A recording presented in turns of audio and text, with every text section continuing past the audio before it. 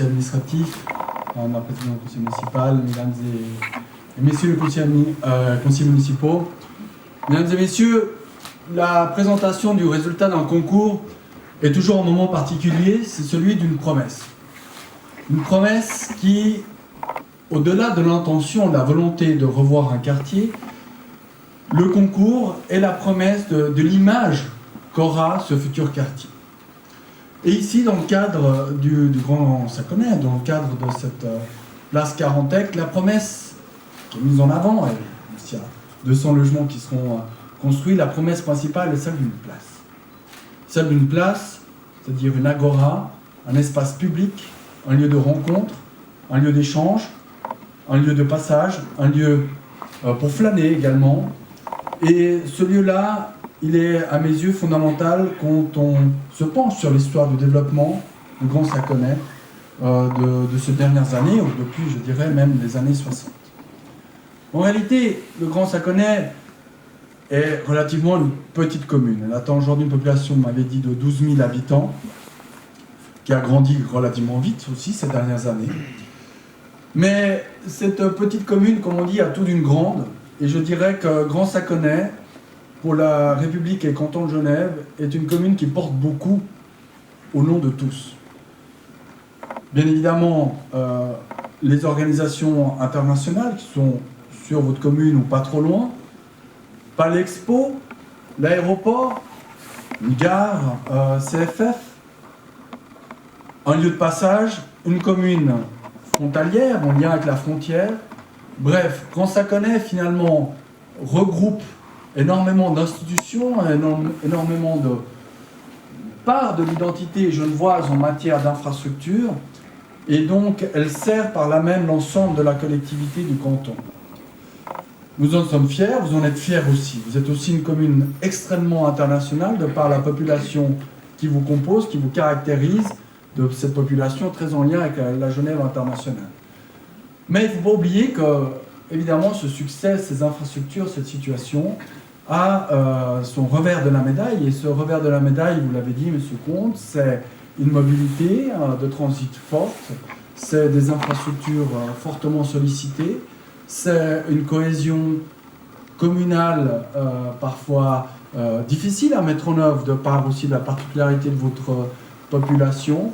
Bref, être au service de tout le monde, ce n'est pas toujours évident, même si vous en êtes fiers, et cela me semble important. Et dans ce cadre-là, pour revenir avec ce projet d'aménagement, la place Carantec est pour moi un projet de relocalisation, si je puis dire, de relocalisation au sein d'une commune, d'un projet à dimension communale et principalement destiné au bien-être des communautés. Vous serez toujours un lieu de passage, vous serez toujours une des vitrines de Genève. C'est aussi votre destin, si je puis dire, de par votre localisation. Mais il est fondamental à mes yeux que le Conseil d'État, aujourd'hui, vous accompagne dans votre ambition, qui est celle d'une ville de proximité, d'une ville de taille humaine, d'une ville avec des infrastructures de qualité, des infrastructures au service de ses habitants, quelle que soit leur génération, quelle que soit leur situation, d'une ville connectée par des transports publics efficaces, le plus tôt possible, bien évidemment, et vous pouvez compter sur moi pour soutenir la demande de la commune, et vous le savez sur ce point-là, mais quelque part, une ville du demain, une ville durable, je le disais, en lien avec l'histoire de cette commune, et puis, à travers cette place, peut-être une nouvelle centralité, une centralité qui se veut agréable de partage. Le concours devient de plus en plus la norme. On se réjouit de suivre l'exemple zurichois depuis quelques années. Je me réjouis aussi qu'un investisseur important comme Swiss Life, malgré les particularités qui sont les nôtres, les petites Genferai qui font notre charme, investissent de manière conséquente de notre canton. Et on a entendu le message, voulait investir encore davantage. Ce message me convient bien. Je suis extrêmement satisfait que vous ameniez cette culture du concours. La commune, on est convaincu, M.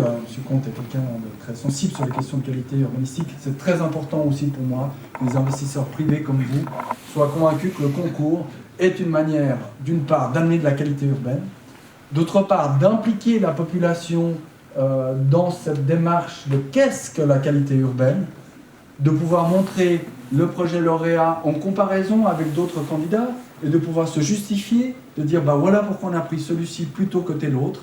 Ceci fait partie d'une démarche d'un urbanisme de qualité, mais d'un urbanisme de participatif, c'est-à-dire d'un urbanisme qui s'explique, qui démontre pourquoi il est qualitatif. Et dans ce sens-là, l'apport de votre groupe, cher monsieur, est à nouveau, à mes yeux, très, très important.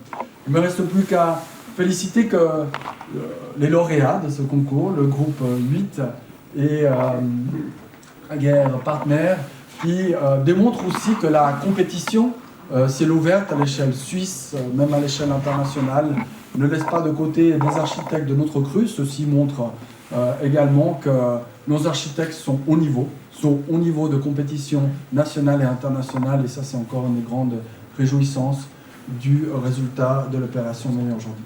Bravo pour votre développement, je serai là pour vous accompagner bien évidemment pour la suite. Ce n'est qu'une promesse, je l'ai dit, on n'a pas encore planté le premier clou de ce projet, mais je pense que les bases sont aujourd'hui posées et que nous pouvons avancer sereinement pour la concrétisation de cette place notamment, mais aussi des logements et d'autres espaces qui iront avec. Merci beaucoup.